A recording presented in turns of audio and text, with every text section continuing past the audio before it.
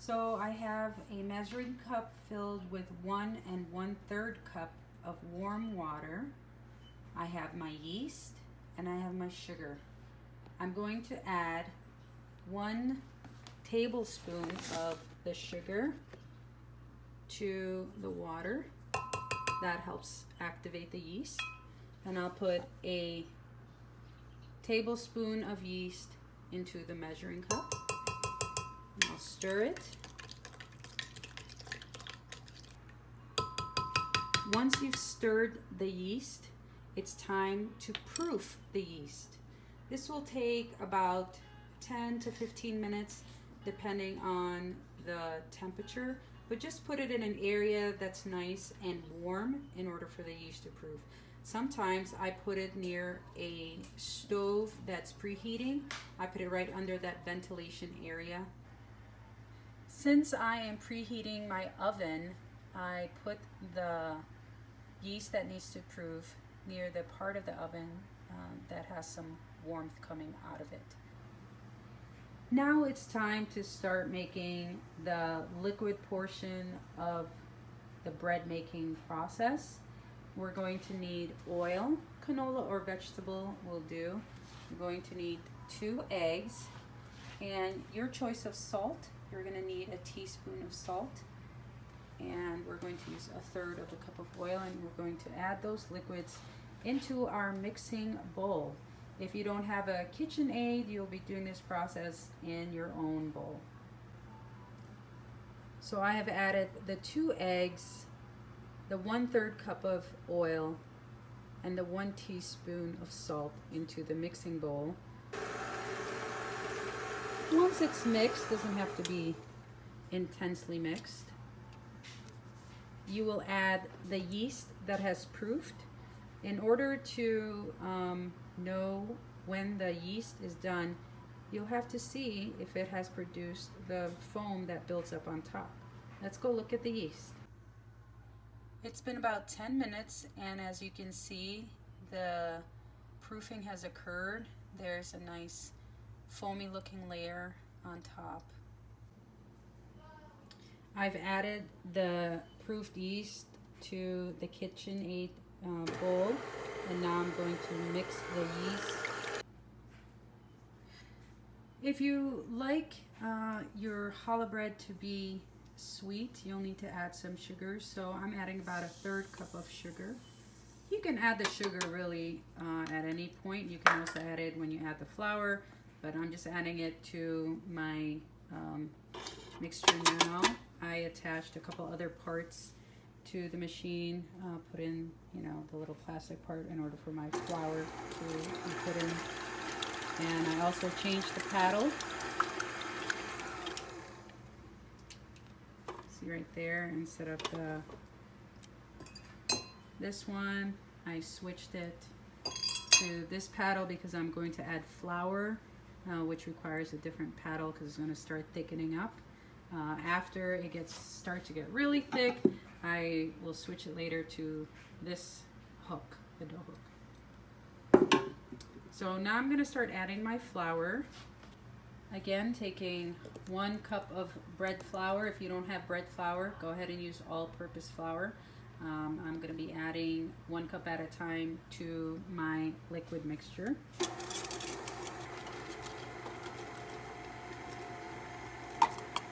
And if you're doing this by hand, you will be using, something like a wooden spoon to stir in 1 cup at a time, and just use those muscles. After each cup, give it some time to blend. The more you whip it, the more it activates the gluten, so you don't want to over mix it either. So I'm going to pause it there and add my 4th cup. I gave it a little rest, and I mix it again. So after about the 4th cup, that's when I change my paddle. So the dough gets, sticky. Just get a spatula or a spoon and remove it. My last cup here, I'm going to get it stirred real slow. I'll put it at the slowest setting. And at the 5th cup. And we'll see it start to form a much firmer dough here. To get sticky in the walls again, you want to stop it. Because at this point, you don't want it to overmix because it's going to demand more flour of you. And if you end up having too much flour in a bread, it becomes really heavy and hard. Or just it just gets too weighty. So, you know, that's what it kind of looks like. And I'm going to take this mixture and I'm going to put it on a lightly floured surface. I have transferred the dough onto the floured surface, and I will now continue to knead this until I make a ball shaped dough that has a pretty smooth consistency and isn't super sticky. I am now going to knead the dough and turn it into a nice even looking dough ball. So you just want to turn the dough onto itself and press into it with the palm of your hands. And I will do this for about 5 minutes. So now we have our nicely shaped dough ball and that you've kneaded, and you're going to place it inside a bowl. I like to use my metal bowl here.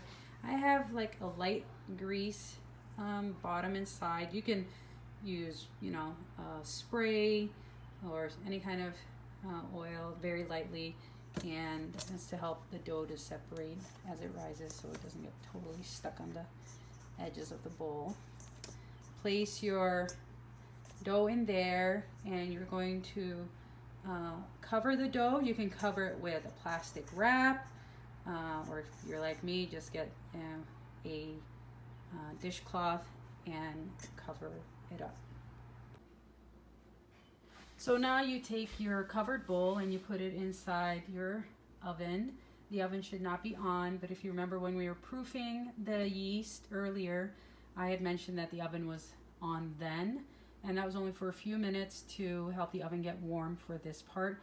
This is when the bread is gonna rise for the first 45 minutes to hour. And I do this when the weather outside is a little bit cold. Normally when it's summer, I just put it near a windowsill or where there's sunlight hitting the bowl and the where the dough is sitting in, and it can rise naturally with the sunlight. So if not, you know, preheat your oven for like a minute or two, turn it off, and that'll do the same thing. Leave it to rise again for about 45 minutes to an hour for the first rise. It's been 1 hour and the bread has risen, as you can see.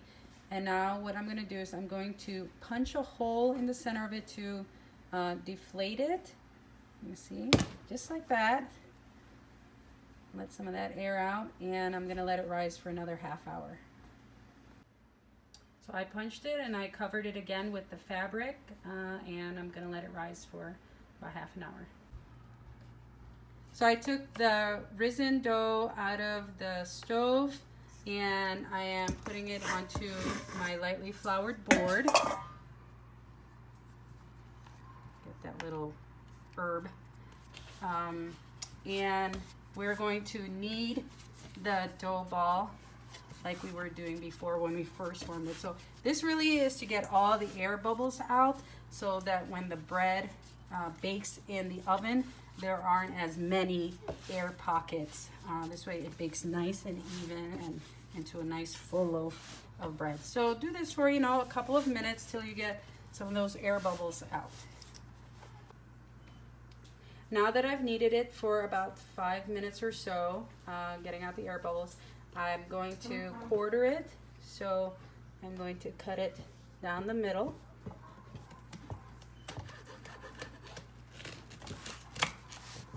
And I'm going to cut this one in half. And I'm going to cut the next one in half. These are going to be what we're going to make our strands out of, that we're going to braid later to form the actual challah braided loaf. So I separate them, and then I'm going to grab some of my bread flour and lightly flour my board again. I'm going to move some of these aside here, put them in my bowl while I form the strands. So now I'm going to take one of those quarters and I'm going to turn it into a strand. And I want to do it until it's about 12 to 16 inches. So I start out this way. Almost always my technique is, as I stretch it, I then grab it and I squeeze it, because this helps take out some more of the air bubbles, which are pretty much constantly forming because yeast is inside. So I will do that to all 4 pieces. Go. So now that we've formed our 4 strands, we're ready for the braiding process. I start with the strand on the right, and I always work my way in. Okay, work there so that this one can come in. And now we have kind of our 4 strands again, and I repeat this. I go over, so it's just like weaving a basket. This goes under and over, coming back to middle.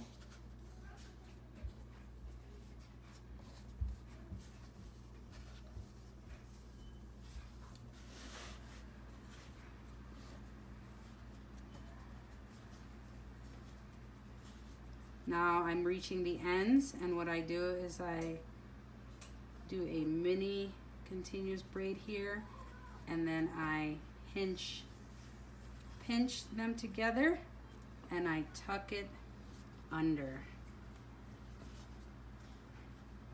Okay, and I repeat the process.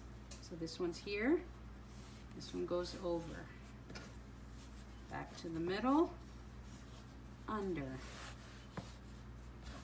over, under, over, under, over, under, over, under, pinch, tuck, under till it's firm in there, and air bubble, it's fine. And now we have our braided loaf. So now that we have our formed loaf, we're ready to do what's called the egg wash over it. You're going to just take 1 egg and beat it until it's firmly mixed, and then you're going to take a brush and you're going to coat it over your braided egg.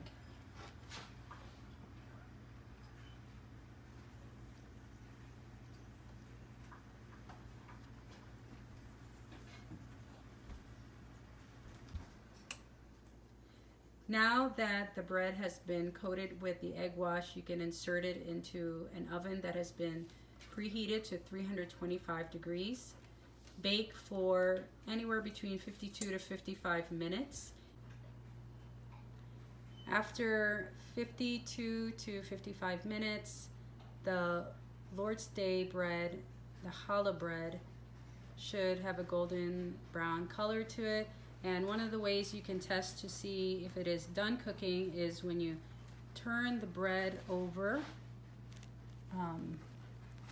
You'll see it's kind of like a light brown color, and when you tap it on the bottom, it has a little bit of a hollow sound to it. That means it is completely done baking, and you can now get ready to enjoy the delicious challah bread. Thank you.